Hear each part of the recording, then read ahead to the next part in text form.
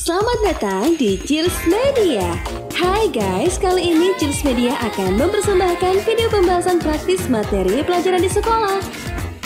Jangan lupa nonton semuanya, biar kamu dapat menyelesaikan soal fisika materi lensa. Selamat menonton. Ketika kita bicara tentang lensa, lensa ini identik dengan yang namanya pembiasan. Nah, jadi ketika kita bahas tentang lensa, maka kita akan identik dengan hal yang namanya pembiasan. Nah, karena lensa itu adalah salah satu alat yang menerapkan prinsip dari pembiasan. Nah, apa itu pembiasan? Pembiasan itu adalah pembelokan gelombang,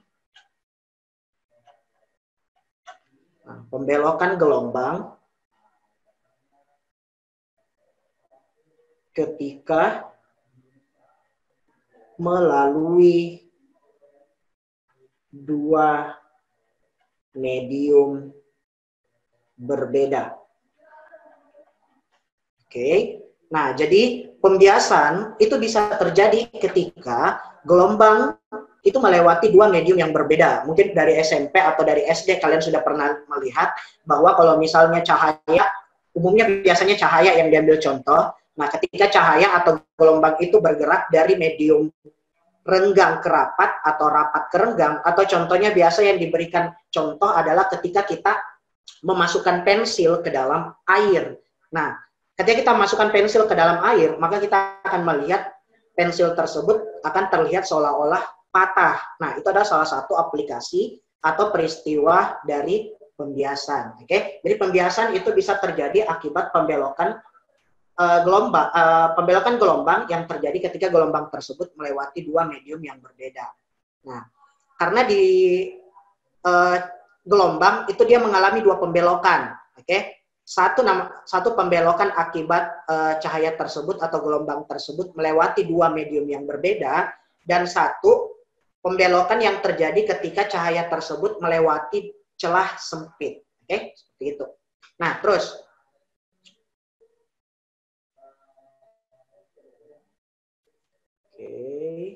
nah, pembiasan ini ada dua jenis. Oke, pembiasan ini ada dua jenis. Nah, seperti yang tadi saya bilang, pembiasan ini ada dua, yaitu ketika cahayanya merambat dari medium rapat,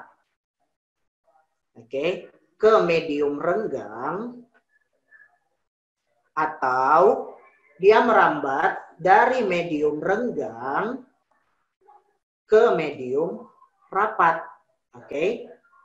Nah, contohnya apa dari medium rapat ke medium renggang? Contohnya misalnya cahaya dari air ke udara, atau misalnya dari kaca ke udara.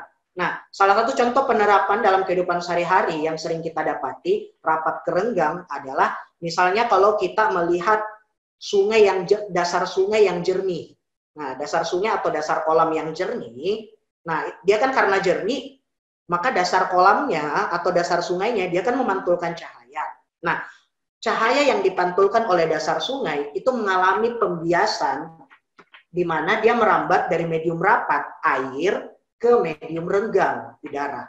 Sehingga dasar sungai yang kita lihat atau dasar kolam yang kita lihat itu menjadi lebih dangkal daripada yang sebenarnya. Nah, jadi hati-hati. Jadi ketika kalian melihat sungai yang jernih atau kolam yang jernih,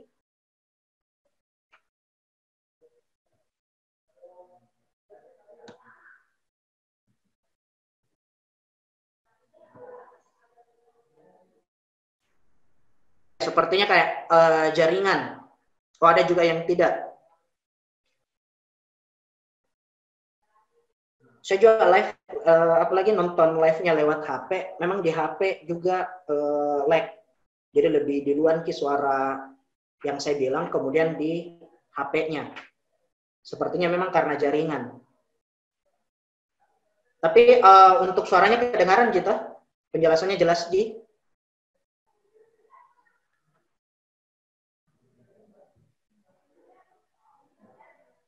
Oke. Iya, karena kalau untuk lag-nya ya Momi bagaimana? Karena kan tergantung ada yang tidak jelas. Vivian masih sering tidak jelas deh kedengaran suaranya. Oke. Saya lanjut lagi dulu nah. Saya lanjut dulu. Oke. Jadi tadi Nas contohnya daerah rapat ke renggang yang dasar sungai yang kita lihat menjadi lebih dangkal daripada yang aslinya. Terus, nah, kenapa bisa terjadi seperti begitu? Karena ketika ada cahaya merambat dari medium renggang, oke, cahaya dari medium renggang. Oh ya, garis yang tegak ini namanya garis normal. Oke, ini namanya garis normal. Ingat yang materi gaya sebelumnya, ini garis normal. Kemudian sudut yang dibentuk oleh sinar datang, oke, sudut yang dibentuk oleh sinar datang itu kita sebut sudut datang atau I. Nah, ketika dia merambat dari medium rapat ke medium renggang, maka cahaya tersebut akan dibiaskan atau gelombangnya akan dibiaskan menjauhi garis normal. Apa yang terjadi ketika dia dibiaskan menjauhi garis normal? Nah, ketika dia dibiaskan menjauhi garis normal, maka sinar datang, sudut datang, itu akan lebih kecil daripada sudut bias. Oke, atau bisa kita tulis I lebih kecil daripada R. Oke, I lebih kecil daripada R. Jadi, sinar datang atau sudut datang itu lebih kecil daripada sudut biasnya. Oke.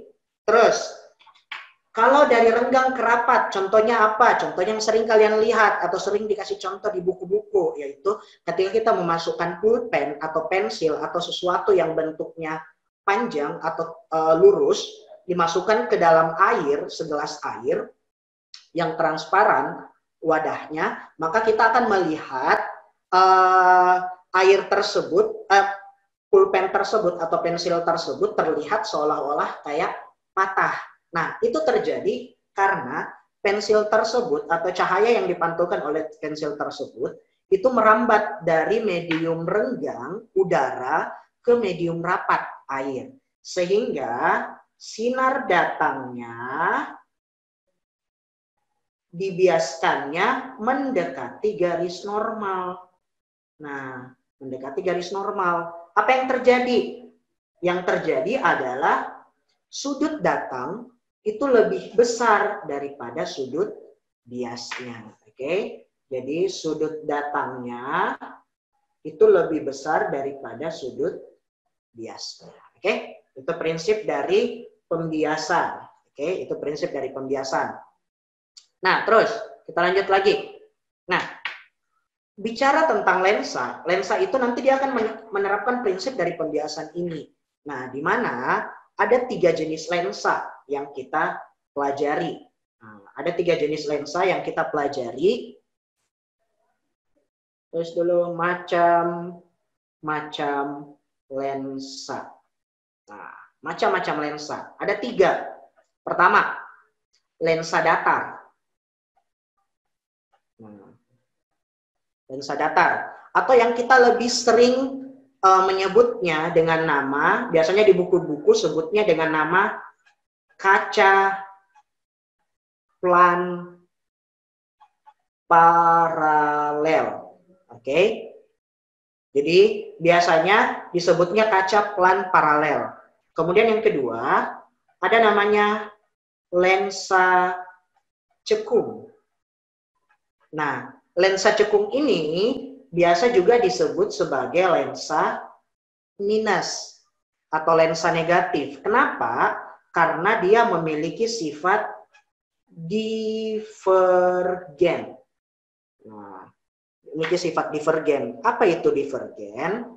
Divergen itu artinya menyebarkan. Oke. Jadi divergen artinya menyebarkan. Jadi lensa cekung dia punya sifat untuk menyebarkan. Nah, contohnya misalnya gelombangnya namanya misalnya cahaya, berarti menyebarkan cahaya. Oke, seperti gitu. Terus yang ketiga, yang terakhir, jenis yang terakhir yaitu ada namanya lensa cembung. Nah, lensa cembung ini kita sebut sebagai lensa positif. Oke. Nah, kenapa lensa positif? Karena dia memiliki sifat konvergen. Oke, konvergen. Apa itu konvergen? Konvergen itu dia artinya memusatkan cahaya. Oke, jadi memusatkan cahaya. Gitu. Oke, jadi ada 3 jenis lensa. Oke, jadi ada lensa datar, lensa cekung, dan lensa cembung. Nah, ini masing-masing nanti kita akan bahas. Biasanya yang kita pelajari di SMP sebelumnya, biasanya kita diminta untuk menggambar pembentukan bayangan. Oke, kita biasanya disuruh menggambar pembentukan bayangan. Nah, dalam menggambar pembentukan bayangan, dalam menggambar pembentukan bayangan, dalam menggambar pembentukan bayangan, maka kita akan mengenal ada istilah yang namanya sinar istimewa. Nah, kita akan mengenal istilah ada namanya sinar istimewa. Nah, apa itu sinar istimewa? Sinar istimewa ini adalah garis-garis sinar yang membantu kita dalam menggambar pembentukan bayangan yang terjadi pada cermin ataupun lensa. Nah, jadi masing-masing cermin itu beda-beda. Masing-masing lensa maksudnya dia beda-beda. Nah, karena tadi kita mengenal ada 3 lensa. Nah, tapi yang digambar pembentukannya ini hanya 2, yaitu lensa cembung dan lensa cekung. Nah, kebetulan tadi di soal, kita fokus di soalnya dulu. Nah, kebetulan tadi di soal yang dia singgung adalah lensa cekung. Oke, karena yang dia singgung adalah lensa cekung. Nah, kita fokus di cekungnya dulu. Oke. Lensa cekung. Nah, ada 3 sinar istimewa. Nah, jadi ada 3 sinar istimewa. Saya gambar dulu. Nah, lensa cekung berarti lensa minus. Oke. Fokus pertama. Ingat kalau lensa itu 2 titik fokusnya.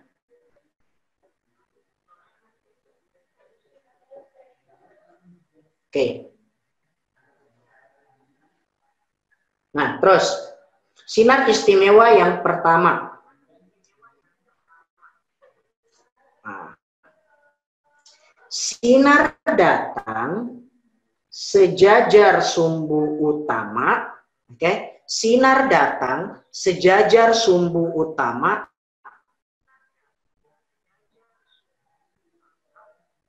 lagi ya.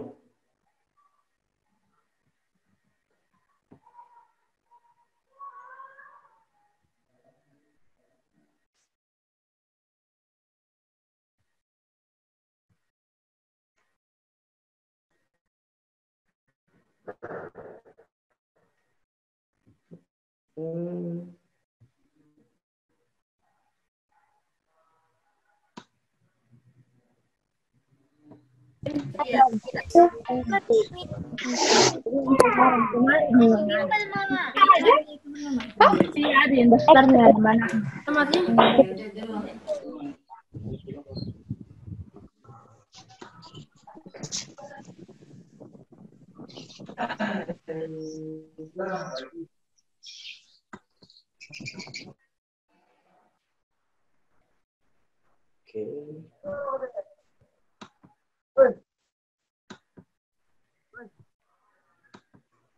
TCKP cũng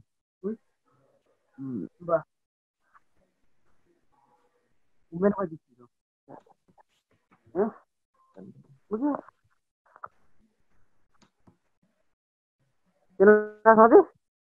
Ya benar. Ya. Tarikan itu ya.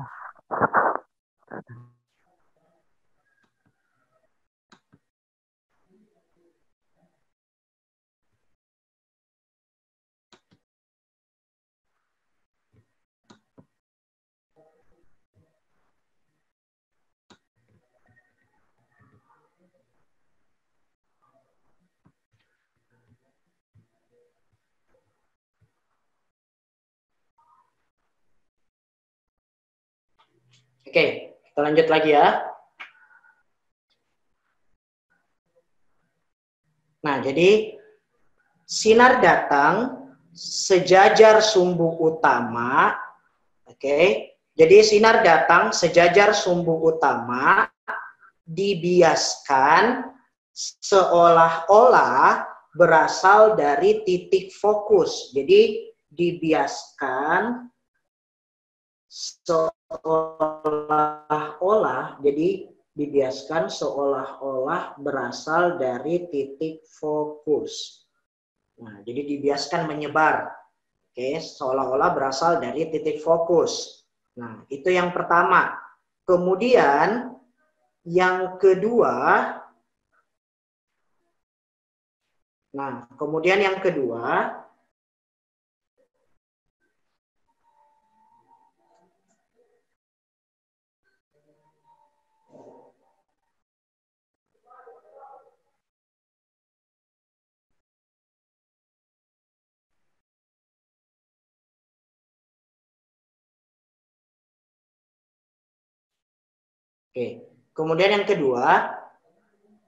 sinar datang seolah-olah menuju titik fokus. Jadi sinar datang seolah-olah menuju titik fokus. Oke, seolah-olah menuju titik fokus, dibiaskan sejajar sumbu utama. Oke, jadi kebalikan dari yang di atas.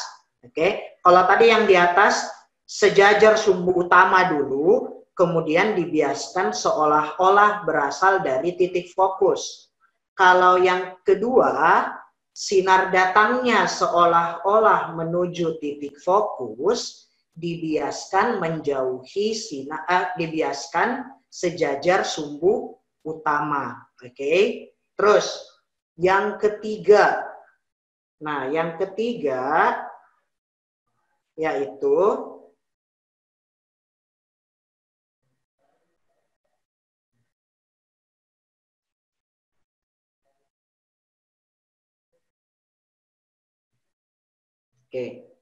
yang ketiga, sinar datang melalui titik pusat lensa itu akan diteruskan tanpa dibiaskan. Oke. Sinar datang melalui titik pusat lensa akan dibiaskan, tidak akan dibiaskan, jadi akan diteruskan tanpa dibiaskan. Oke. Ingat tadi, yang pertama, sinar datang sejajar, jadi sejajar dulu, dibiaskan seolah-olah berasal dari titik fokus. Kemudian, sinar datang seolah-olah menuju titik fokus, dibiaskannya sejajar sumbu utama. Kemudian yang ketiga, sinar datang melalui pusat lensa akan diteruskan tanpa dibiaskan. Oke, sekarang kita lihat soalnya. Nah, sekarang kita lihat soalnya yang tadi. Nah, yang nomor 4 tadi. Langsung lihat pernyataannya. Seperti ini. Jika sinar datang sejajar sumbu utama. Ini lensa cekung. Oke. Sinar datang sejajar dulu lensa utama. Oke, sejajar. Ingat kalau sejajar dulu, berarti otomatis nanti ini. Oke, kalau sejajar dulu berarti yang berikutnya adalah disebar. Oke, disebar. Oke, karena dia belok ke atas, tersebar. Nah, oke, kita lihat. Berarti bukan terpusat, bukan berkumpul. Berarti ini salah, ini salah. Nah, berarti dia menyebarnya seolah-olah. Nah, berasal dari mana tadi? Seolah-olah berasal dari titik fokus. Nah, cari. Berarti sinar utama, sejajar sumbu utama, berarti sinarnya akan dibiaskan seolah-olah berasal dari titik fokus. Jadi jawabannya adalah alfa. Oke. Jadi soal nomor 4 ini lebih ke soal hafalan. Yang nomor 4 ini dia lebih ke soal hafalan. Oke, jadi dia Lebih ke soal hafalan.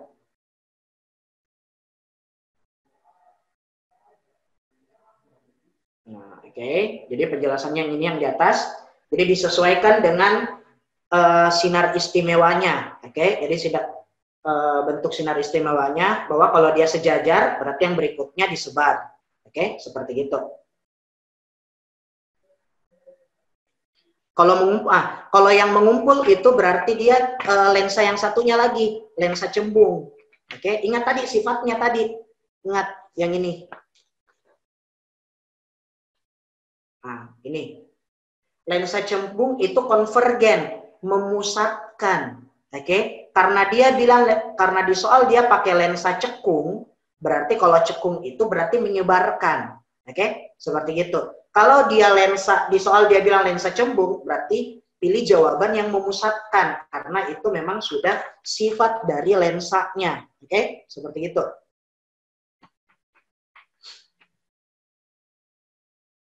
Iya sih, paralelnya. Kalau jaringan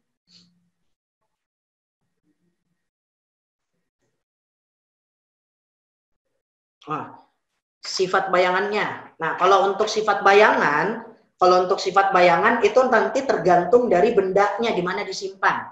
Oke, tergantung nanti di mana bendanya disimpan kalau untuk sifat bayangannya. Oke? Atau kalau misalnya untuk sifat bayangan kita bisa hitung. Oke? Saya hilangkan dulu ini. Nah, ketika kita bertemu dengan soal tentang cermin atau lensa seperti begini, kemudian kita ditanyakan tentang sifat bayangan. Nah, sifat bayangan yang terbentuk. Bagaimana caranya? Nah, bagaimana sifat bayangannya? Maka, sifat bayangan itu kita bisa lihat dari hasil bayangan yang kita dapat. Nah, menggunakan apa? Menggunakan rumus 1/S aksen sama dengan 1/F dikurang 1/S. Oke. Ini. Jadi kalau ditanya sifat bayangan, kita cari dulu. S aksennya berapa. Nah, apa itu S aksen? S aksen itu adalah jarak bayangan. Ini adalah jarak bayangan. Oke. Kalau F itu berarti titik fokus. Kalau S itu berarti jarak benda. Nah, sekarang bagaimana kalau kita sudah tahu angkanya? Kita sudah dapat angka bayangannya berapa? Maka kita mengikuti konsep. Nah, kita mengikuti konsep. Konsepnya bagaimana? Nah, konsepnya itu kalau S aksennya, kalau S aksennya itu kita dapat hasilnya adalah plus, kalau kita dapat hasilnya plus, berarti sifatnya itu nyata terbalik. Nyata terbalik. Kalau kita dapat hasilnya minus dari rumus ini, kita dapat S aksennya minus, maka sifatnya itu adalah maya dan tegak. Maya dan tegak. Itu kalau kita dapat minus. Kita dapat minus. Dan ingat, fokus itu ditentukan dari lensanya tadi. Tadi kan kita sudah lihat fokus itu ada dua jenis. Ada yang fokusnya positif, ada yang fokusnya minus. Ditentukan dari mana? Dari lensanya tadi. Tadi kan kita sudah bahas lensa. Oh, kalau cekung itu lensanya minus, kalau cembung itu lensanya plus. Berarti fokusnya juga begitu. Cembung fokusnya positif, cekung fokusnya negatif. Karena di soal nanti yang disebut itu hanya angka titik fokusnya berapa, tidak disebut positif negatifnya. Positif negatifnya itu tergantung dari jenis lensa yang kita gunakan. Seperti itu. Terus, ini kan baru dua sifat. Biasanya kan kalau di buku atau di soal biasanya ditanya 3 sifat. Nah, kalau yang ditanya 3 sifat, maka sifat yang ketiga Oke, sifat yang ketiga itu ditentukan dari, nah sifat yang ketiga itu ditentukan dari besarnya. Oke, kalau S aksen lebih besar daripada S benda, berarti dia diperbesar. Oke, kalau S-nya lebih kecil daripada S aksen, sama aja yang tadi. Nah, kalau S aksennya lebih kecil daripada benda, berarti dia diperkecil. Oke. Besar dan kecilnya ini tidak melihat positif negatif yang di atas. Oke, tidak melihat positif negatif yang di atas. Jadi pisahkan. Misal kalian dapat di soal itu S-nya, misalnya di soal itu S-nya adalah 10 cm. Oke. Terus kalian dapat S aksennya misalnya berapa ya? Min 5 atau min 20. Nah, min 20 cm. Oke. Berarti karena dia bayangannya minus, oke? Karena dia bayangannya minus di sini, berarti sifatnya mengikuti yang ini. Oke, maya dan tegak. Terus, dia diperbesar atau diperkecil? Lihat angkanya. Oke, lihat angkanya. 20, 10. Lebih besar yang mana? 20. Berarti bayangannya diperbesar. Jadi sifatnya maya, tegak, diperbesar. Oke, seperti gitu. Oke. Untuk soal yang ini, ada yang mau ditanya?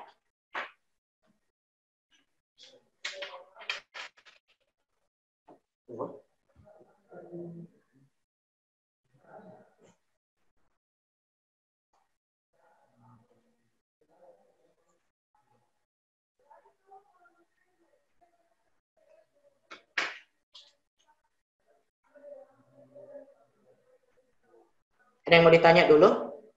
Untuk lensa.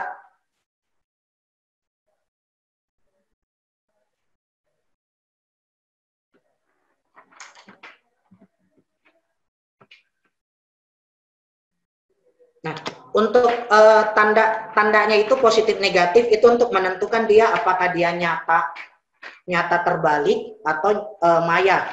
Oke.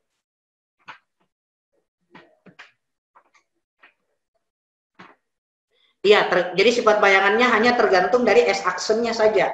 Oke, karena S aksen kan bayangan, jarak bayangan. Maka sifat bayangan tergantung dari dia saja. Oke, tergantung dari dia. Jadi untuk tanda positif negatifnya itu menentukan yang sifat yang di atas ini, sedangkan untuk angkanya itu menentukan diperbesar atau diperkecil. Oke, seperti itu.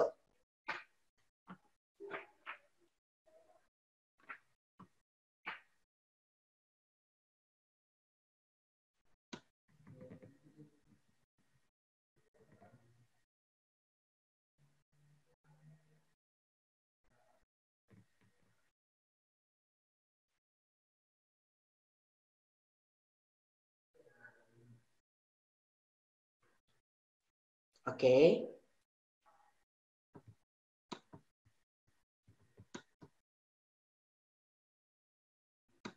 Oke, kita ulang ya. Nah, jadi gini, misalnya tadi kan contohnya yang ini, contohnya yang ini. Jadi kita dapat, misalnya, atau kita cuma misalkan gini, misalnya kita sudah dapat bahwa S aksennya, misalnya bendanya adalah 10 cm, terus kita dapat S aksennya itu, adalah min 20. Nah, kita dapat min 20. Maka, pertama, jangan lihat angkanya dulu. Jangan lihat angka dulu. Perhatikan yang tanda depannya yang ini.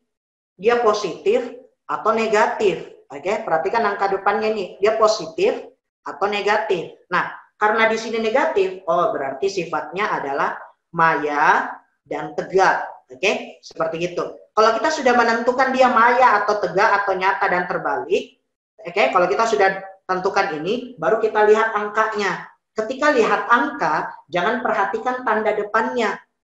Oke, jadi ketika kita melihat angka, jangan perhatikan tanda depannya. Kita sudah tidak pedulikan nih positif atau negatifnya. Sekarang kita mau lihat apakah dia angkanya bayangan lebih besar daripada benda atau lebih kecil daripada benda. Kalau lebih besar, berarti diperbesar. Kalau lebih kecil, berarti diperkecil. Oke, seperti itu sifatnya. Nah, sehingga untuk contoh yang ini, sifat bayangannya adalah maya, tegak, diperbesar. Oke, seperti itu. Itu berlaku untuk semua optik. Oke, itu berlaku untuk semua optik. Mau cermin, mau lensa, mau di mikroskop nanti, mau di kacamata, kaca pembesar, dan seterusnya, itu sifatnya mengikuti yang ini, aturannya. Oke, seperti itu. Bisa dipahami?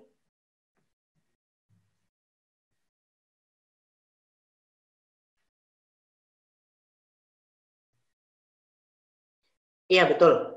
Jadi kalau nyata pasti terbalik, dan kalau maya selalu tegak. Kalau Anda percaya, coba bercermin. Nah, bayangan di cermin yang kalian punya di rumah, itu bayangannya kan selalu tegak. Kenapa? Karena bayangan yang di cermin itu sifatnya maya. Oke, seperti itu. Kalau seandainya bayangan cermin datarnya itu, jadi tidak mungkin ada bayangan maya yang terbalik. Pasti selalu kalau maya pasti tegak. Oke, seperti itu.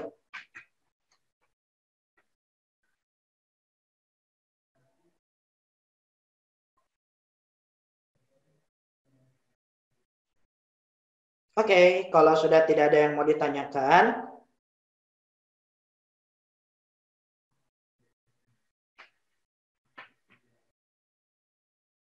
kenapa diperbesar? Diperbesar karena angkanya, S-aksennya angkanya. Jadi jangan perhatikan tandanya, nah. Oke. Nah, jadi putra jangan perhatikan tandanya, perhatikan angkanya saja. Jadi karena jarak bayangannya itu 20, bendanya adalah 10, lebih besar lebih besar bayangan. Makanya sifatnya diperbesar. Oke, gitu. Itulah tadi pembahasan dari praktis fisika materi lensa. Jangan lupa subscribe, like, komen, dan share. Serta bunyikan lonceng notifikasinya biar gak ketinggalan video terbaru dari Jules Media. Terima kasih.